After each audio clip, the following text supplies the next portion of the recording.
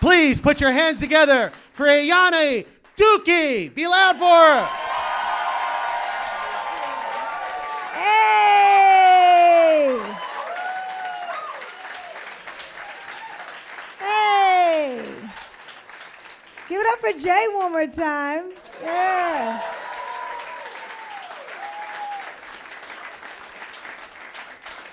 I think he messed up my name. I was like, who is that? I guess he's talking about me. My name is Ayanna Dookie.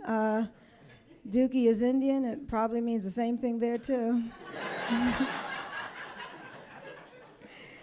I'm biracial. My mom's black. My dad's Indian.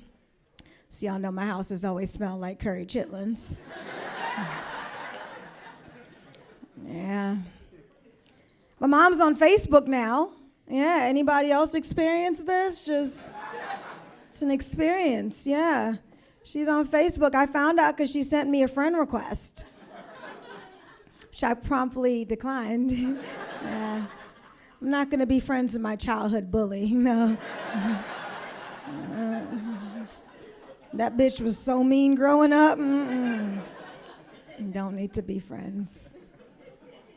She's going to be a grandmother now, not me. My sister is having a baby. I was asked to be the godmother. It's like, don't you have any friends that can do this? I'm already the aunt, too. Why do I get double duty? I don't even know what you're supposed to do as a godmother. Like, I asked my friend Allison, what are you supposed to do? Because she has like 8 god kids. Yeah, I think she collects them like Pokemons. I don't know why. But she was just too excited. She was like, oh my gosh, you should be so honored that you were asked to be the godmother. All right. She's like, as the godmother, it's serious responsibility. You're responsible for creating a college fund, for babysitting at any time, for spoiling the baby. It's like, oh, why don't I just have my own baby? Why are we borrowing babies? This baby sounds like a bill, like,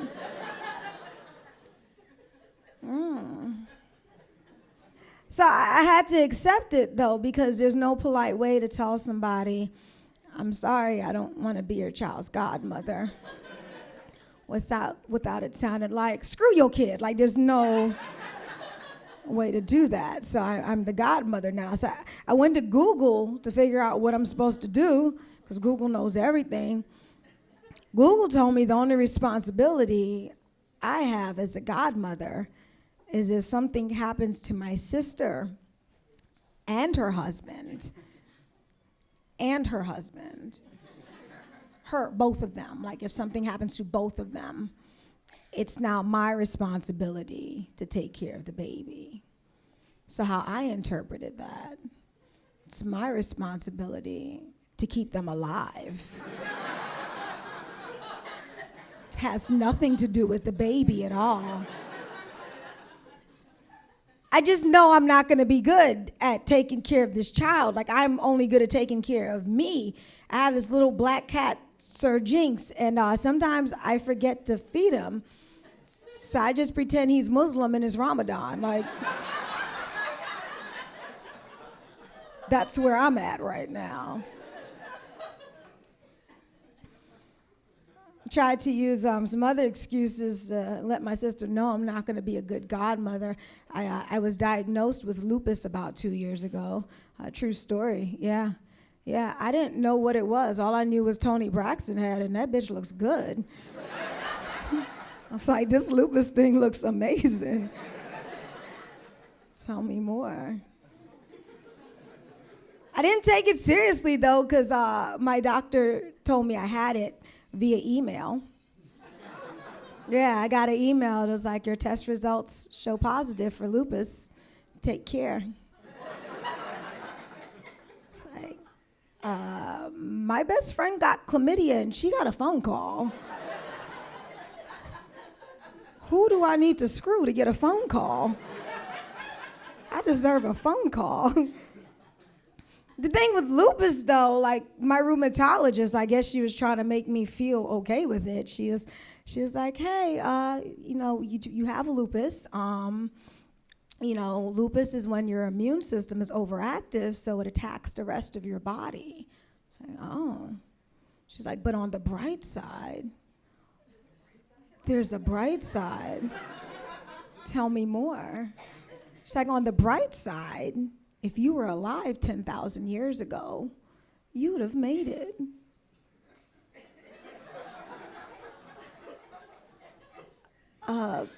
Bitch, I don't think you know how bright sides work.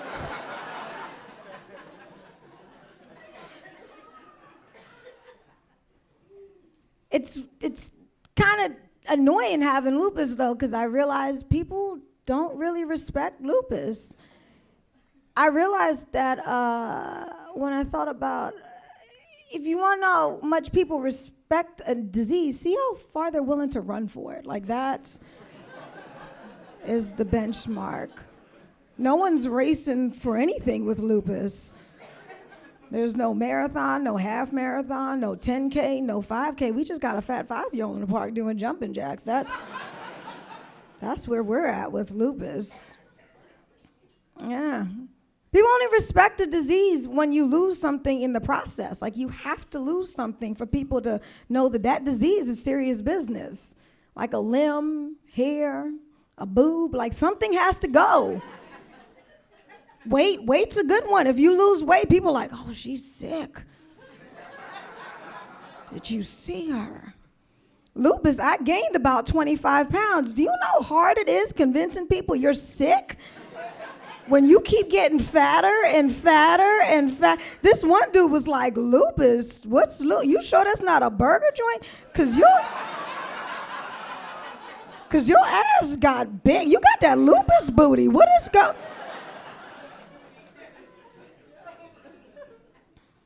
Since I've had it, though, I've tried to be a little healthier. That's what my doctor told me. She was like, a couple things you want to do to help out with the lupus. It's like, I'm not sure if I want to help it out, but okay.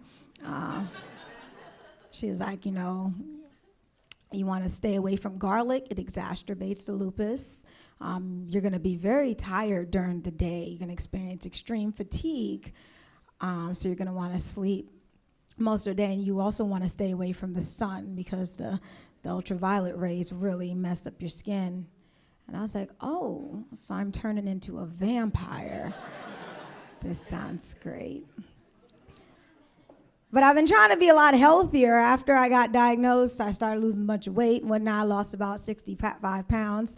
And y'all didn't clap, like you still got a long ways to go. Thank you for keeping me humble. Yeah, I lost about 65 pounds. The worst thing about losing weight that they don't tell you is you gotta go shopping for new clothes. And that sounds good in theory, but I don't like shopping like in the store. I prefer shopping online. Problem is when you shop online, you don't actually know what you're gonna get until you actually get it. The clothing manufacturer will give you all this information that you don't need. Cotton polyester blend, 3/4 length sleeves, made in Taiwan by a bunch of little Indian kids. I'm the type of person, all I need is a warning. Like, warning, if your thighs rub together, the material these pants are made of will not be able to withstand all that friction. Or warning, if you have back fat, it will show in this shirt. We all know what back fat is. Back fat doesn't discriminate. You could be like a size 0 and still have back fat. Back fat looks like you just popped open a biscuit tin, all that extra flesh just hanging out back here. Sometimes men like to squeeze on it. Just the guys I date. So y'all got real quiet on me. I was like, oh, maybe I need to step my game up. I've seen skinny people with a back fat. One of my friends, she was kind of, she was fat, right? So she wanted to look all sexy for the summertime. So she decided to get a tummy tuck, but she neglected all the back fat. So when she healed, she ended up looking like a big old turtle.